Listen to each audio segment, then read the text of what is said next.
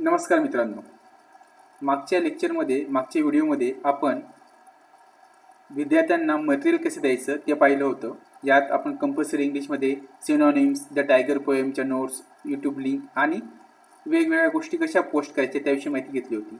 आज आपण विद्यार्थ्यांना ऑनलाईन टीचिंग घेतली, त्यांना मटेरियल दिलं आणि त्यानंतर आपण विद्यार्थ्यांचं मूल्यमापन करतो, असाइनमेंट देतो किंवा त्यांना क्विज घेतो. तर त्याविषयी आपण माहिती घेऊया. महत्त्वाची गोष्ट म्हणजे गुगल क्लासरूममध्ये क्विज ऑर्गनाईज करताना आपल्याला गुगल डॉक आणि गुगल फॉर्म याची माहिती घेणं खूप आवश्यक असतं. जसं तुम्ही गुगल फॉर्मची माहिती घ्याल तसं तुम्हाला क्विज अरेंज करणं खूप सोपं होऊ शकतं. तर आपण गुगल क्लासरूममध्ये क्विज कसं तयार करायचं, त्यासाठी गुगल फॉर्म कसा वापरायचा याविषयी सुद्धा माहिती घेणार आहोत. सर्वप्रथम जायचं आणि त्यानंतर क्रिएट वर क्लिक करायचं. क्रिएट मध्ये आपण क्वेश्चन्स टाकू शकतो. समजा तुम्ही विद्यार्थ्यांना एखादी पोएम शिकवलेली आहे आणि तुम्हाला त्याचं मोठं उत्तर हवं आहे, डिस्क्रिप्टिव्ह प्रश्न उत्तर हवं आहे, तुम्ही क्वेश्चन टाकू शकता. आता मागच्या लेक्चरमध्ये आपण टायगर पोएम विषयी माहिती टाकली होती. टायगर पोएम शिकवली आहे, टायगर पोएमची यूट्यूब लिंक दिलेली आहे, त्यामुळे विद्यार्थ्यांचा अभ्यास झालेला आहे. आणि मग आपण द टायगर या पोएमविषयी माहिती प्रश्न विद्यार्थ्यांना विचारू शकतो. विद्यार्थी वेगवेगळ्या प्रकारे त्यांना उत्तर देऊ शकतात. उदाहरणार्थ ते स्वतःचा व्हिडिओ तयार करून पाठवू शकतात, ते एखाद्या कागदावर लिहून तो स्कॅन करून तुम्हाला अपलोड करू शकतात, त्यांना वाटलं तर ते टाईप करू शकतात तिथेच उत्तरांमध्ये.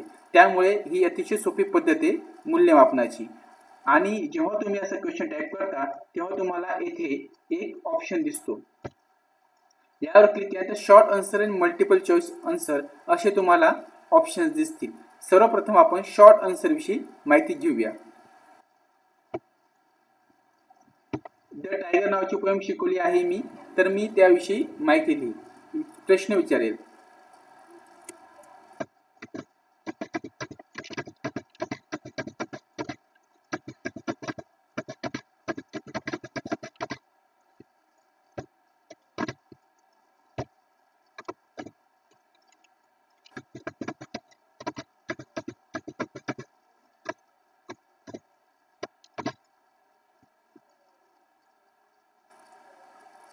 मी प्रश्न विचारला आहे, explain the theme of the tiger.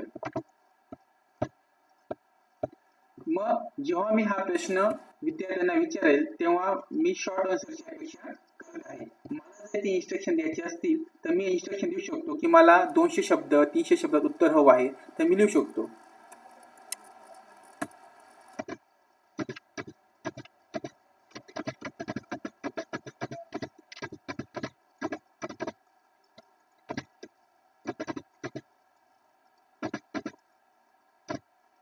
मी इथे राईट आन्सर इन 200 वर्ड्स म्हणजे 200 शब्दात उत्तर लिहा. त्यामुळे विद्यार्थ्यांना ती सूचना कळलेली आहे आणि विद्यार्थी 200 शब्दात उत्तर देतील. आता या येथे गेल्यानंतर आपल्याला दिसेल की आस्क मध्ये गेल्यानंतर मागच्या वेळी आपण जसं पाहिलं मटेरियल अपलोड करताना शेड्यूल करता येतं, तसं आपण शेड्यूल करू शकतो किंवा सेव्ह ड्राफ्ट करू शकतो. समजा मी आज पोएम शिकवणार आहे द टायगर आणि मला असं वाटतंय मी मटेरियल दिलंय आज आणि मला 2 दिवसांनी प्रश्न विचारायचा आहे, तसं विचारू शकतो मी. मग मी शेड्यूलवर जाऊ शकतो, पुन्हा तारीख निश्चित करू शकतो. आज 11 आहे तर मी 14 तारीख निश्चित करू शकतो आणि विद्यार्थ्यांना प्रश्न विचारू शकतो. मला वाटतं की मी शिकून 2-3 दिवस झालेले आहेत, विद्यार्थ्यांपर्यंत मटेरियल पोहोचलं आहे, त्यामुळे मी लगेचच विद्यार्थ्यांना प्रश्न विचारू शकतो. मग मी आस्क वरती क्लिक केलं की विद्यार्थ्यांना लगेच प्रश्न जाईल.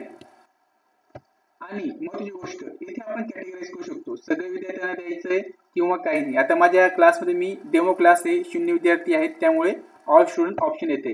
तुम्ही मार्क्स देऊ शकता, किती द्यायचे, 10 द्यायचे. समजा आपण याला 10 मार्क्स देणार होते असाइनमेंटला, तर आपण करू शकतो. त्यानंतर तारीख, समजा आपण आता लगेच विद्यार्थ्यांना प्रश्न विचारणार असू तेव्हा आपण तारीख देऊ शकतो. समजा आज 11 तारीख आहे, तर मी माझी अपेक्षा की विद्यार्थ्यांनी मला 17 तारखेच्या उत्तर द्यावेत आणि 17 तारखेपर्यंत इतक्या वेळेपर्यंत त्यांनी मला उत्तर द्यावेत हे अपेक्षित आहे. तर तुम्हाला तसं करता येऊ शकतं. टॉपिक काय आहे तर आपला कंपल्सरी इंग्लिश हा टॉपिक आहे. म्हणजे कंपल्सरी इंग्लिश मधल्या द टायगर पोएमचं उत्तर विद्यार्थ्यांना द्यायचं आहे आणि ते 17 तारखेपर्यंत द्यायचं आहे आणि 10 मार्क्स आहेत हे आपल्याला येथे दिसतं. आणि आपण इथे विद्यार्थ्यांमध्ये जाईल. म्हणजेच काय, विद्यार्थ्यांना तेवढी फ्लेक्झिबिलिटी राहणार आहे की उत्तर देण्यासाठी वेळही मिळेल आणि कुठल्याही स्थितीत त्यांना पोस्ट होईल, प्रश्न पोस्ट होणार आहेत. त्यामुळे विद्यार्थ्यांकडे दुर्लक्ष होणार नाही. विद्यार्थ्यांना तुम्ही जसे प्रश्न पोस्ट कराल तसं त्यांच्या ईमेलवर नोटिफिकेशन जाणार आहे. समजा तुम्हाला वाटते की विद्यार्थ्यांना आपण वेगळ्या प्रकारे प्रश्न विचारले पाहिजे, ऑनलाईन टीचिंग लर्निंग मध्ये काही ते नवीन नाविन्य आणलं पाहिजे, तर आपण विद्यार्थ्यांना असाइनमेंट देऊ शकतो. असाइनमेंट मध्ये मी असं करू शकतो की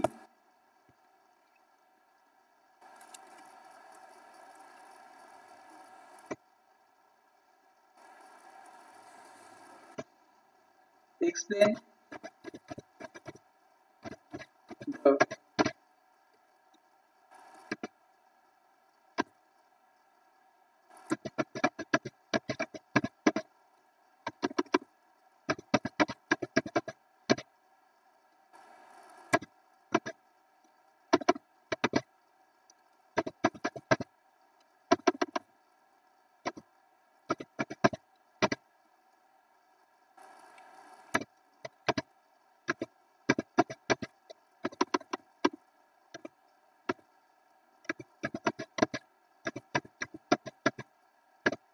the टायगर या भीतीची भावना आहे ती एक्सप्लेन करायची आहे.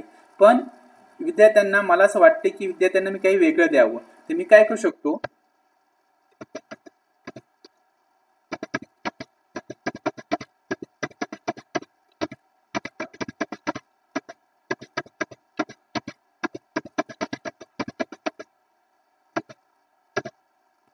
मी असं watch the video and write the answer. त्यासाठी मी विद्यार्थ्यांना एक यूट्यूबची लिंक देऊ शकतो.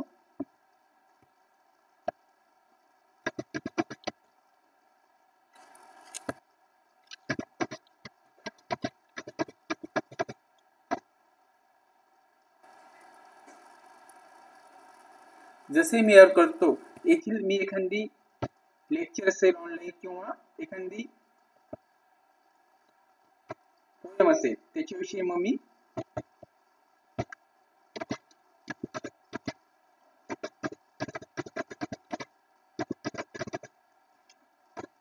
मी सर्च करतोय, मला जो व्हिडिओ हवा असेल त्यावरती मी क्लिक करेल आणि त्यांना सांगेल की तुम्ही याच्यातलं हा व्हिडिओ पहा.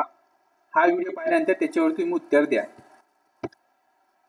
याने दोन हेतू साध्य होतील. विद्यार्थ्यांना एक्स्ट्रा नॉलेज मिळणार आहे आणि एखादी व्हिडिओ पाहून त्याचं ॲनालिसिस करायचं हे सुद्धा त्यांना कळणार आहे. त्यामुळे आपल्याला ऑनलाईन टीचिंग लर्निंगचा हा एक मोठा फायदा होऊ शकतो. आणि आपण विद्यार्थ्यांना असाइन करू शकतो, ऑल स्टुडंट म्हणू शकतो किंवा काही विद्यार्थ्यांना देऊ शकतो पॉइंट्स. समजा तुम्हाला मार्क्स द्यायचे नाही, फक्त असाइनमेंट जमा करून घ्यायची आहे, तर अनग्रेडेड म्हणू शकतो. जर मार्क्स द्यायचे असतील तर आपण त्यांना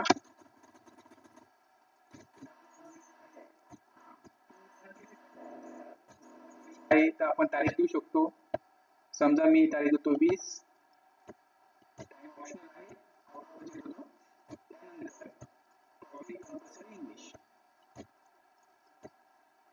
यातून तुम्हाला वेगवेगळ्या गोष्टी येणार आहेत. येथे रुब्रिक नावाचा एक ऑप्शन येतो आहे. रुब्रिक थोडीशी किचकट प्रक्रिया आहे, त्याविषयी आपण पुन्हा कधी पाहूया पुढच्या व्हिडिओमध्ये. पण आजच्या लेक्चरमध्ये आपण पाहिलं की आपण असाइनमेंट आणि कसे द्यायची आणि शॉर्ट क्विज कसे तयार करायचे, शॉर्ट आन्सरचे क्विज, हे आतापर्यंत आपण पाहिलं. आता पुन्हा आपण पाहूया. आता मी याला असाइन करतोय, असाइनमेंट दिली, असाइन केली. पुन्हा तेच ऑप्शन असतात, तुम्हाला आज द्यायची, लगेच किंवा काही दिवसांनी द्यायची आहे, त्यानुसार आपण करू शकतो. मी असाइन असं म्हणतोय. मी जसंही असाइन करेल तसं विद्यार्थ्यापर्यंत ती लिंक जाणार आहे. मला असं वाटलं की माझ्या 2-3 पोएम शिकवल्या गेलेल्या आहेत आणि मला विद्यार्थ्यांना एक ऑब्जेक्टिव्ह टेस्ट घ्यायची आहे, तर मी तेही करू शकतो. गुगल क्लासरूम मध्ये क्रिएटवर क्लिक करा, क्लासरूमच्या अंतर्गत, आणि क्विज असाइनमेंट वर म्हणा. क्विज असाइनमेंट म्हटले की आपण इथं म्हणूया कंपल्सरी इंग्लिश.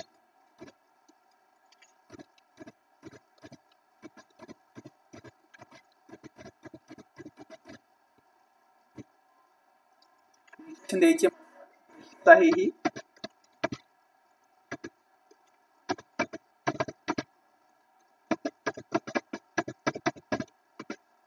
आता मला असं वाटतं की मला क्रिएट नवीन हे करायचं आहे, तर गुगल फॉर्मचा उपयोग खूप महत्त्वाचा असतो.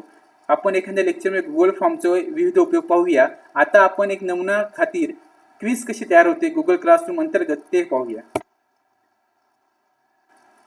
आपण ब्लँक गुगल फॉर्मवर क्लिक केल्यानंतर आपल्याला असं दिसेल की आपण एक ब्लँक क्विज आलेली आहे आणि आपल्याला वेगवेगळे ऑप्शन दिसतील. आता आपण लिहूया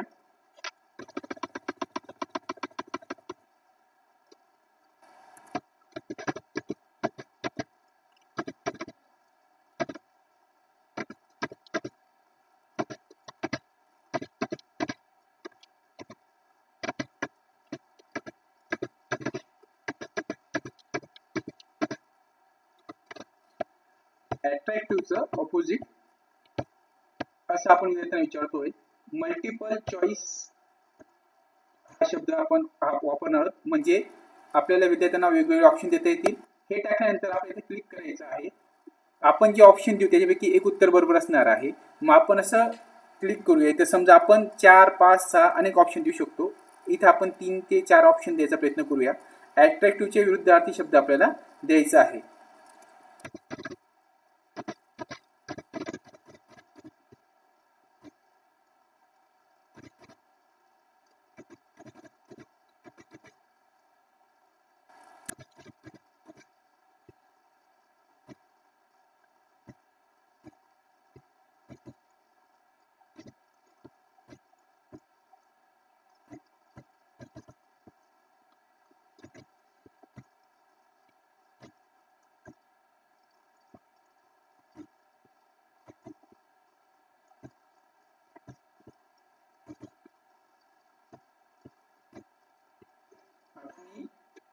ऑप्शन देतोय.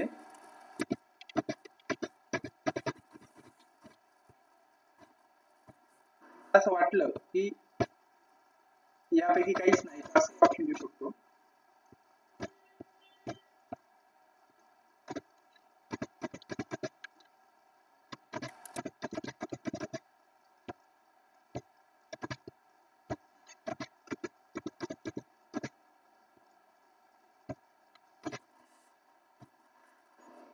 काय आपण याचे दिलेले आहेत आणि यामध्ये आपण काय करू शकतो, तर आपण एक उत्तर देऊ शकतो. आपल्याला इथे उत्तर देता येऊ शकतं. त्यामुळे आपण काय करायचं आहे, इथे उत्तर देऊया.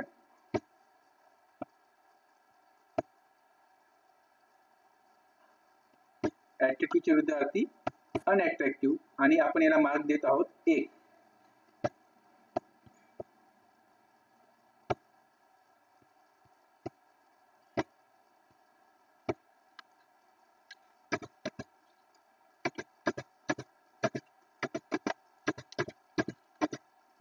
अनअट्रॅक्टिव्ह आणि आपण सेव्ह केलं.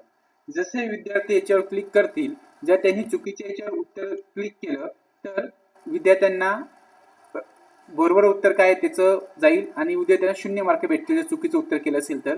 आणि त्यांनी जर योग्यरित्या क्लिक केलं तर त्यांना इथे 1 मार्क मिळेल.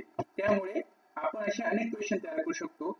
आपण एखाद्या व्हिडिओमध्ये गुगल फॉर्म विषयी माहिती घेऊ, तेव्हा मल्टिपल चॉईस कसे तयार करायचे वेगवेगळ्या प्रकारे त्याविषयी सुद्धा माहिती घेऊ.